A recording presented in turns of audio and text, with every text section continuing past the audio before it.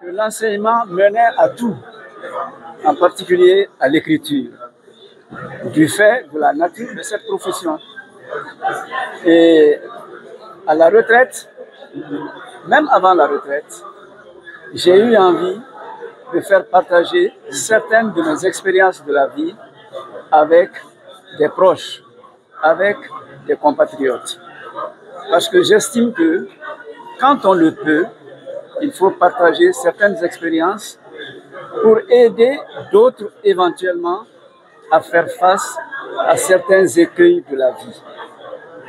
C'est comme ça que j'ai écrit une série de livres. Le premier, c'était Chronique d'une révolution, en 2006. Ce livre rend compte de la vie politique du Mali, certains aspects de la vie politique du Mali, de 1967-68, année du coup d'État qui a renversé le premier président, à 1991, année de ce que nous avons appelé la révolution active chez nous. C'était donc essentiellement un récit politique, je peux dire ça comme ça. Le deuxième ouvrage qui a suivi, c'était un roman intitulé Destin croisé. Le mot lui-même, à mon avis, est assez évocateur du contenu. Le destin, nous savons, c'est le parcours de la vie, d'une vie, si je peux dire, de notre naissance, même avant notre naissance, jusqu'à notre mort. C'est ça notre destin. Et destin croisé, ça explique un peu comment les hommes peuvent se rencontrer, qu'est-ce qui peut sortir de ces rencontres malgré le vouloir des hommes eux-mêmes et quelle peut en être la conséquence, quelles leçons tirer. Et le fond de ce destin croisé, ce sont surtout les mariages polygamiques.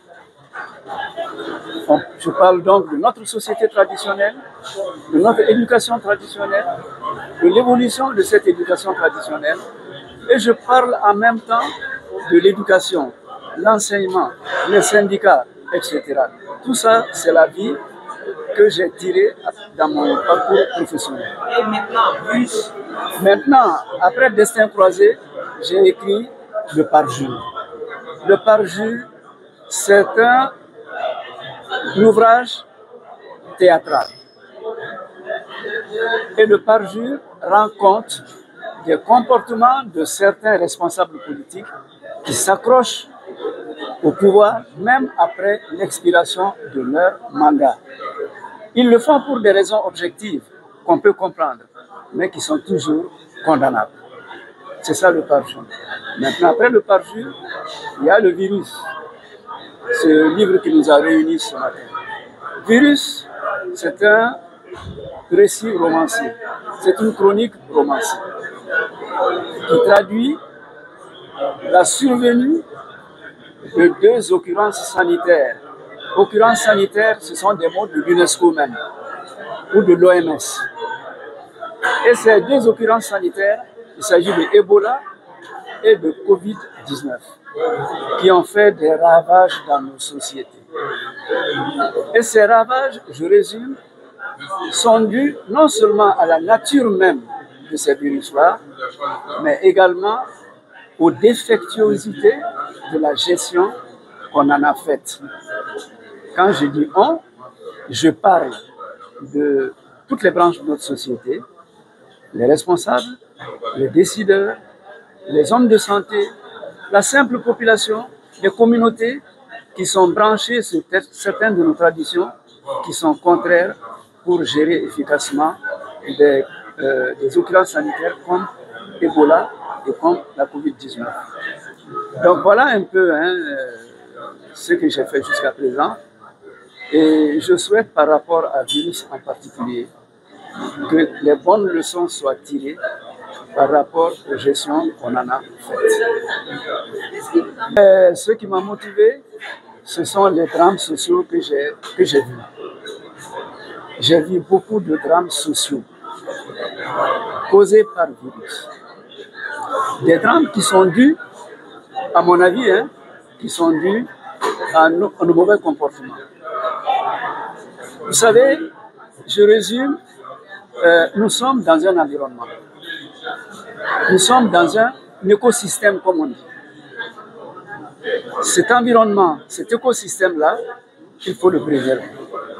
Les virus prolifèrent, c'est l'avis d'un profane.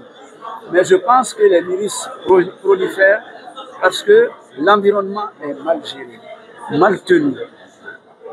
Parce que l'écosystème est souvent dégradé du fait de notre fait. Et il faut que nous prenions bien soin de l'environnement et de notre écosystème. Si cela est fait, on ne peut pas éviter tous les virus, mais on peut réduire l'impact des virus sur nos sociétés. Ça, c'est la grande leçon que moi je tire. Et quand je dis virus, ce n'est pas seulement le virus médical, le virus en tant que... Moi, je vois les virus partout, en tant qu'agent pathogène qui provoque des drames. Il y a les virus en politique, il y a les virus en religion, il y a le virus en... etc. etc. Vous voyez, il faut que nous fassions attention à nos comportements dans tous les domaines de notre vie pour nous préserver contre certaines situations qui peuvent être regrettables, désagréables, dramatiques. Donc voilà un peu.